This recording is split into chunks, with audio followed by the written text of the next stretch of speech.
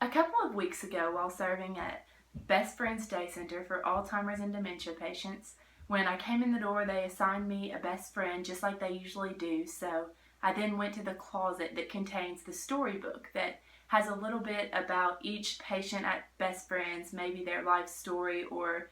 some things when they were growing up that made them who they are, what they were involved in as an adult. So, for my particular best friend, I noticed that he had written a lot about the farm that he grew up on and his family ties there and how much that area generally meant to him. So, I expected it to come up in conversation naturally. But as we were talking, when he brought it up, he told me about the devastation that he had felt when he went back to that family farm just a few weeks ago and saw that the barn had been torn down as well as his house, and weeds were overtaking the field that he used to tend. And he said that it really caused him to reflect because he had derived a lot of his identity from that geographic area and the land that he grew up on itself. But as he started to think about it, he realized it wasn't that land, but the lessons he learned while working on that land alongside his family that really gave him his identity that had shaped the rest of his life.